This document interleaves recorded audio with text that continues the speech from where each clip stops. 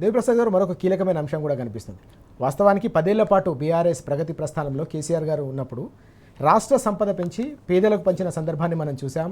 సంక్షేమ పథకాల సమాహారం పల్లె పల్లెకు గడప గడపకు ఎట్లా చేరిందో మనం చూసాం. అయితే తాజాగా కాంగ్రెస్కు సంబంధించిన సీనియర్ నాయకులు రాజగోపాల్ రెడ్డి గారు చేసిన వ్యాఖ్యలు ఏవైతే ఉన్నాయో సంచలనం రేకెత్తిస్తున్న సందర్భం. తెలంగాణను దోచుకుంటున్న సొమ్ము ఏదైతే ఉందో ఈ మొత్తం సొమ్మంతా కూడా తెలంగాణకు సంబంధించిన సొమ్మంతా సీమాంధ్ర పెట్టుబడిదారులు దాదాపు 20 మంది కట్టబెడతా ఉన్నారని చెప్పేసి ఆయన కీలకమైన వ్యాఖ్యలు చేశారు. నిన్న రాజకీయాల్లో పెద్ద ఎత్తున చర్చకు దారితీసిన సందర్భం. భూములు, కాంట్రాక్టర్లు, ఇసుక అంతా కూడా లూటీ అవుతుందని రాజగోపాల్ రెడ్డి గారు చేసిన ఈ వ్యాఖ్యల్ని ఎట్లా చూడాల్సిన అవసరం ఉంది? రాజుగారు అంటే తెలంగాణ రాష్ట్రం సాధించిన తర్వాత మొట్టమొదటి బడ్జెట్ ప్రవేశపెడుతున్నప్పుడు కేసీఆర్ గారు ప్రభుత్వం క్యాబినెట్ ఆమోదించినటువంటి బడ్జెట్ ప్రసంగాన్ని మనం ఒకసారి చూస్తే గతంలో ఉండేటువంటి ఒక యాంత్రిక పద్ధతి అంటే గతంలో సామెత ఉండేది, రాజుల సొమ్ము రాళ్లపాలని. అంటే ప్రభుత్వం సొమ్ము అనేటువంటిది స్వయంగా రాజీవ్ గాంధీ ప్రధానమంత్రిగా ఉన్నప్పుడే చెప్పిండు, మేము ఒక 100 రూపాయలు ఏదైనా స్కీమ్ కోసం క్షేత్రస్థాయికి పంపిస్తే 86 పైసలు ట్రాన్స్మిషన్ లాసెస్ అవుతున్నాయని, కేవలం 14 రూపాయలు మాత్రమే మిగులుతున్నాయని చెప్పినటువంటి సందర్భాన్ని చూసాం. అక్కడి నుంచి కేసీఆర్ గారు చెప్పింది ఏంటంటే రాష్ట్ర సంపద పెంచాలి, సంపద పెంచుతాం, ప్రజలకు పంచుతాం. ఇది ప్రజల సొమ్ము. ఇది యాంత్రికంగా బడ్జెట్ 10 రూపాయలు ఉంటే 11 రూపాయలు చేసే బడ్జెట్ కాదు. ప్రజల ఆకాంక్షలకు అవసరమైనటువంటి కేటాయింపులు చేస్తామని మొదటి బడ్జెట్లోనే చాలా స్పష్టంగా ఆర్థికపరమైనటువంటి ఒక రహదారిని కేసీఆర్ గారు నిర్మించినటువంటి విషయాన్ని మనం చూసినాం. అందులో భాగంగానే కాకతీయ మిషన్ కావచ్చు, మిషన్ భగీరథ కావచ్చు, సంక్షేమ పథకాలు కావచ్చు, అభివృద్ధి పథకాలు కావచ్చు, ఆ దారిలోనే పోయినటువంటి సందర్భాన్ని మనం చూసినాం. ఇవాళ ఏమవుతుంది, మొత్తం రాష్ట్ర సంపదనంతా కూడా ఢిల్లీకి తాకట్టు పెట్టే విధంగా, ఢిల్లీకి పోయే విధంగా ప్రయత్నాలు జరుగుతున్నాయని స్వయంగా వాళ్ళ ఎమ్మెల్యే గారే రాజగోపాల్ రెడ్డి గారే నిన్న చెప్పారు. 20 మంది సీమాంధ్ర పెట్టుబడిదారులకు మొత్తం రాష్ట్ర సంపదలంతా కూడా రేవంత్ రెడ్డి దోచిపెడుతున్నాడని చెప్పి స్వయంగా చెప్పినటువంటి అంశాన్ని చూసాం. గతంలో అనిరుద్ధ్ రెడ్డి అనేటువంటి ఎమ్మెల్యే ఏం మాట్లాడినో మనం చాలా బిల్లుల విషయంలో చూసినాం. ఆయనను కండెమ్ చేయడానికి క్యాబినెట్లో పవర్ ప్రజెంటేషన్ ఇచ్చినటువంటి వైనాన్ని కూడా తొలిసారి మనం చూసినాం. బట్టి విక్రమార్క గారు మేము ఎవరెవరికి బిల్లులు ఇచ్చినాం అనేటువంటి విషయాన్ని ఆయన పవర్ ప్రజెంటేషన్ ద్వారా సంజాయిషి చెప్పుకునేటువంటి పరిస్థితి క్యాబినెట్లో వచ్చింది. మూడవది మొన్న సీఎం రమేష్కు సంబంధించినటువంటి అంశం. సీఎం రమేష్ గారు ఆ కంచగచ్చిపూలి ప్రభుత్వ భూముల్ని తాకట్టు పెట్టి ఫ్యాబ్రికేటెడ్ డాక్యుమెంట్స్ పెట్టి 10,000 కోట్ల రూపాయలు రాష్ట్ర ప్రభుత్వానికి అప్పిస్తే ఆయనకు రిటర్న్ గిఫ్ట్గా ఇవాళ అంటే పట్టణమే లేనటువంటి రోడ్డుకు, ఊహాజనితమైనటువంటి పట్టణానికి ఊహాజనితమైనటువంటి రోడ్డుకు వాస్తవంగా కోట్ల రూపాయలు అప్పచెప్పేటువంటి ప్రయత్నం చేశారు. మనం చూస్తాం కదా విఠలాచార్య సినిమాల్లో ఏదో అద్భుతం జరుగుతుందని. ఇవాళ ఫోర్త్ సిటీ అనేటువంటిది ఇవాళ వాస్తవ రూపమే దాల్చలేదు, అది పత్రికల్లో పేపర్లోనే ఉన్నది. దానికి రోడ్లు కూడా ఇవాళ ఇవ్వడానికి ఇచ్చిండని కేటీఆర్ గారు చాలా స్పష్టంగా ఆధారాలతో చెప్పినాక అవును వచ్చింది నాకు నిజమే అనేటువంటి మాటలు మాట్లాడినటువంటి సందర్భాన్ని కూడా చూసినాం. అంటే మొత్తంగా ఇవాళ ఇసుక mafia, land mafia, sand mafia మొత్తంగా కూడా తెలంగాణను దోచుకుంటున్నారు చెప్పి వాళ్ళ ఎమ్మెల్యేలే స్వయంగా ఇలా మాట్లాడుతున్నారు. వాళ్ళ ఎమ్మెల్యేలు ఇంకా మాట్లాడుతున్నారు. గ్రామాలలో ఇచ్చిన హామీలు అమలు చేయలేక మేము ముఖం పెట్టుకోలేకపోతున్నాం, ప్రజలు మమ్మల్ని చీత్కరించుకుంటున్నారు, రుణమాఫీ చక్కగా కాలేదు, రైతు బంధు చక్కగా ఇస్తలేరు, గ్రామాల్లో నీళ్లు చక్కగా వస్తలేవు, కరెంటు రోజు పోతా ఉన్నది, ఏ అధికారి సరి అయినటువంటి నిర్ణయాలు తీసుకోలేకపోతున్నాడు.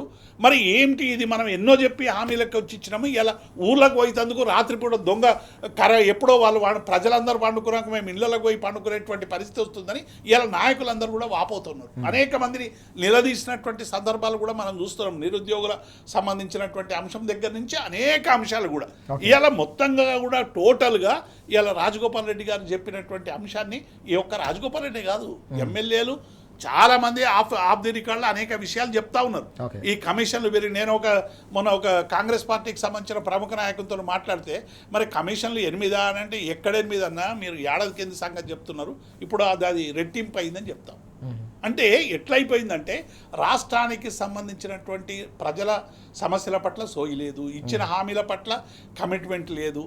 ఈ రాష్ట్రం అభివృద్ధి జరగాలి, దేశంలో కేసీఆర్ గారు ఇంత సంపద పెంచి సంపద సృష్టించి రాష్ట్రము దేశంలోనే ఒక ఆర్థికపరమైనటువంటి క్రమశిక్షణ గల ఒక రాష్ట్రంగా తీర్చిదిద్దితే ఇలా 2 లక్షల కోట్ల రూపాయలు అప్పులు తీసుకొచ్చి మీరు ఏ ఒక్క ప్రాజెక్ట్ అన్న కట్టిర్రా, ఒక బిల్డింగ్ కట్టిర్రా, ఒక ప్రాజెక్ట్ కట్టిర్రా, ఒక స్కీమ్ పరిపూర్తి చేసిర్రా?